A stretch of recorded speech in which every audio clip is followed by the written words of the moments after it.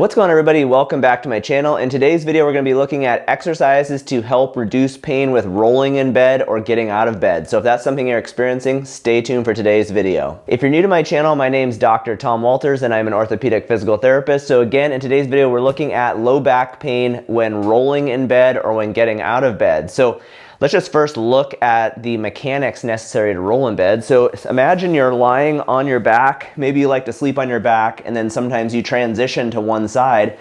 When we roll to one side, our spine needs to go through rotation. So what usually happens is people will kind of drop their legs, they'll move their legs over, and then their upper body will go with.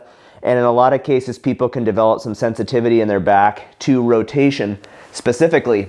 The same when we're getting out of bed. So when we get out of bed, sometimes people will just sit up and there'll also be a rotational component and a flexion component as they get out of bed. So what we want to do in the beginning is just to work on reducing some of that sensitivity. So the first exercise that often helps people is just to lie on your back here. And you could do this before you get out of bed in the morning. You could do it later in the day as an independent exercise. You're going to put your arms down your sides, your feet flat on the ground, and just do what are called knee rockers. So as we drop the legs from side to side, it takes the low back through this rotational movement. So our spine is having to rotate left and then rotate right. And you just go as far as you feel comfortable. So if you hit a point where pain comes on, then just stop there. And over time, you're just looking to see if you can drop your knees farther and farther while keeping both of your shoulders on the ground. And again, like I say, this is good to do.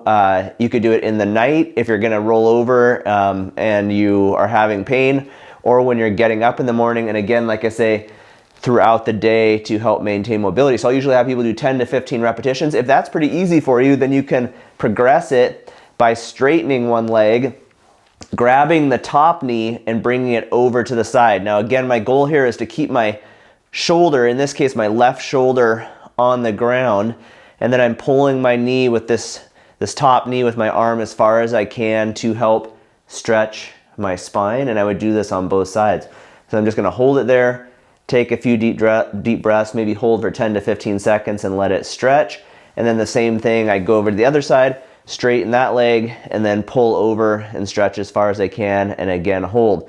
This is another one you could do before you get out of bed in the morning, just to really stretch the spine into rotation, stretch the joints and the muscles, get them ready for getting out of bed. Once you do this, then it should be a lot easier to kind of roll to your side and get up, and there should be less discomfort there. So give that one a try. It's really two variations of working on spinal rotation mobility. For the second exercise, we're now going to look at hip mobility. A lot of times working on hip mobility can help to reduce spine pain and sensitivity. So again, lying on your back, there's going to be kind of just two quick variations to this. So for the first one, it's just called a single knee to chest. So what I'm going to do is I'm going to pull my leg up, just grab it with my hands, and I'm just creating hip flexion here. Hip flexion will move my spine into, my lumbar spine into flexion, so I'll get a little bit of a flexion stretch. I'm just going to again hold for 5 to 15 seconds as long as feels comfortable for you. And then I'm just going to switch, and I'm going to do this a few times on each side. Just pull up, hold there for a few seconds, stretch your hip and your spine. Now the next part of this will mostly stretch the joint. Now I want to stretch my glute muscles. So for this one, I'm going to pull up and then pull my knee across to the opposite shoulder. This will create a stretch out here in my glute muscles and my deep hip rotators. So I'm going to hold, this is more of a muscle stretch, so I'm going to hold for 15 to 30 seconds to really get a good muscle stretch, and then I'm going to go ahead and repeat that on the other side.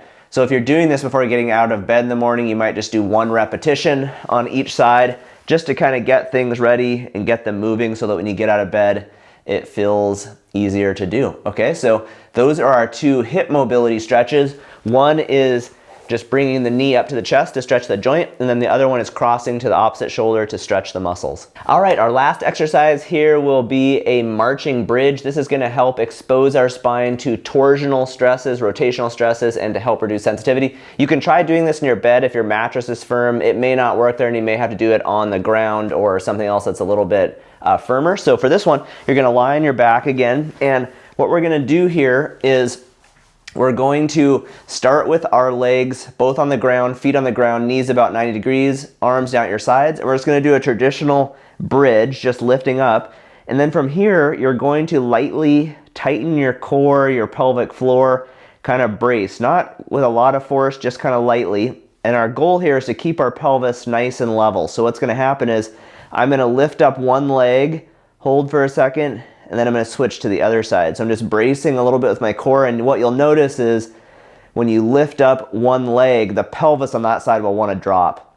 So you've got to use those core muscles to lightly engage and teach your neuromuscular system how to keep your pelvis level so it doesn't drop when you lift up that leg.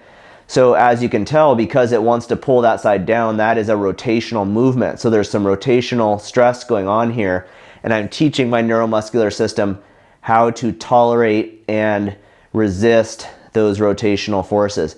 So you're going to go back and forth like this 10 to 20 times in each set, and I'd recommend doing 3 to 5 sets of this each day. You can just spread. You don't have to do them all at one time. You might do it right when you get up in the morning, again a few hours later. Just try to get in 3 to 5 sets each day.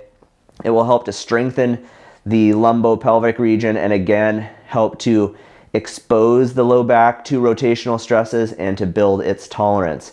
Okay, so that is our last exercise. Thanks for checking out today's video. I hope you find these exercises to be helpful. If you need a more comprehensive rehab program, I'd encourage you to check out my book and my app. In both of these resources, you can find programs for the entire body and the most common issues. So if we go back here to the low back pain program in the book on page 281, this program will guide you through 3 phases, and it's going to teach you different soft tissue mobilizations, stretches, mobility exercises, and strengthening exercises that can help reduce pain. So really a much more comprehensive program like you'd get to, if you came to see me in the physical therapy clinic. So that's the book. If you'd rather have all the exercises in video form, then you can go over to my app.